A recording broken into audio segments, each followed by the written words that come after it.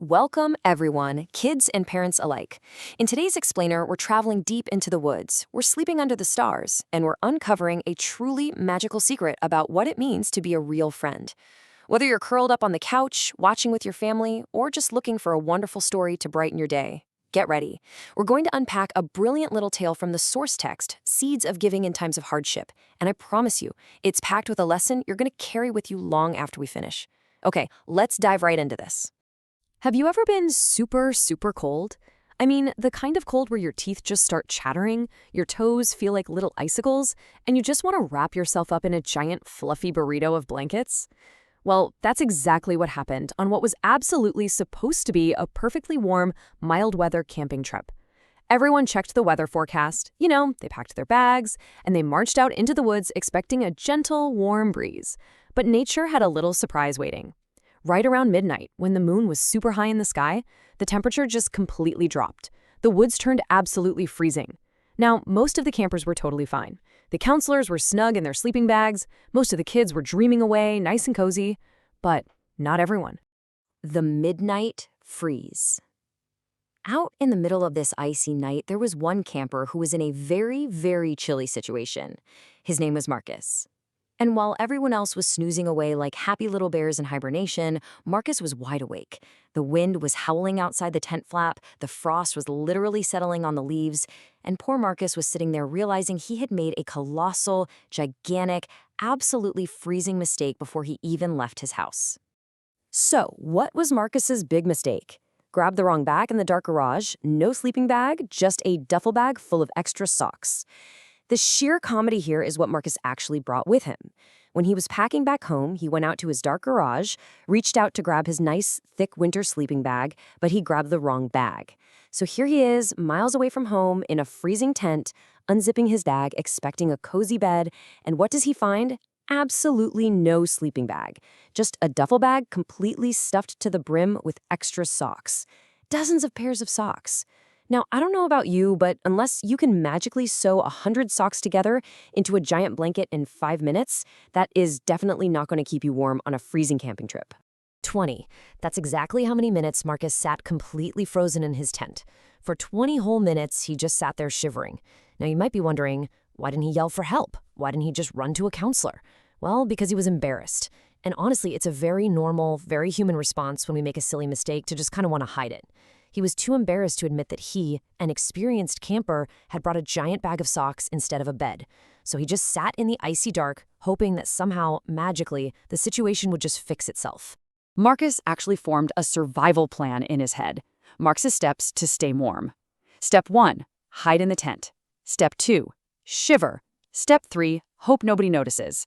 I think we can all agree, kids and parents, this is a terrible, completely unhelpful plan. You literally cannot just out-stucker in the cold. And as he sat there, shaking like a leaf, it was only a matter of time before his brilliant 3-step plan was discovered by the one other person in the tent. What's wrong with you? Enter Marcus's loyal tent mate, Leo. Leo was fast asleep, wrapped up perfectly in his own toasty sleeping bag. But the sound of Marcus's chattering teeth was so loud it actually woke him up. Leo rubbed his eyes, peeked out of his sleeping bag in the dark, and noticed his friend shaking, and he asked, very simply, "What's wrong with you?" But here's the absolute magic of Leo. He didn't say it in a mean way at all. He didn't laugh at the giant pile of socks. He just genuinely wanted to know why his friend was sitting in the freezing cold instead of sleeping. So Marcus, finally giving up, confessed the whole embarrassing duffel bag situation. I like to call what happened next Leo's math. Leo looked at his own warm sleeping bag, looked at the freezing night outside, and did the arithmetic. He assessed the situation like an absolute hero. First, he looked at his own setup, a perfectly good, incredibly warm bag. Second, he looked at the icy, freezing wind blowing outside. Third, he did the math. He realized that one warm bag plus 2 freezing kids equals one really big problem to solve.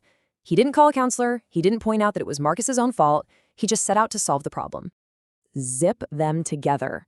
Leo looked right at Marcus and delivered this fantastic, super pragmatic idea. He explained that since they both had the same type of jacket and sleeping bag materials, specifically these things called mummy bags, if they unzipped Leo's bag all the way and used Marcus's heavy coat along with some extra blankets they found, they could literally zip it all together into a makeshift double bag. It was brilliant. A little weird, maybe, but absolutely brilliant. A quiet sacrifice. What's truly amazing about what Leo did here is the quiet sacrifice of it all. See, Leo was not cold before this. He had the perfect setup. By sharing his bag and creating this double cocoon, it meant letting cold air in. It meant he was going to have a less than perfect, slightly cramped night's sleep himself. But the most amazing part? He didn't make a huge announcement. He didn't say, "You owe me forever for this, Marcus." He didn't treat it like a transaction. He just saw a friend who was freezing, and he shared his warmth. The morning light. Oh, you can just imagine the total relief when the sun finally peeked over the trees, melting all that frost and warming up the campsite. Everyone crawled out of their tents, stretching and yawning, and there was Marcus, just bursting with energy. He was so relieved that he hadn't frozen into a solid block of ice that he started enthusiastically telling the whole group the story of his giant bag of socks and how he narrowly avoided the most miserable night ever. The kids were lacking, the counselors were shaking their heads, but something incredibly special happened as that story went around the breakfast campfire. The ripple effect. As the group packed up their gear to head home, the main thing everybody remembered wasn't the silly bag of socks. It wasn't the missing sleeping bag at all.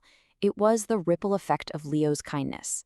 Every single camper and counselor remembered Leo's quietly generous response. Some gestures, you see, get remembered far longer than the actual moment they happen in.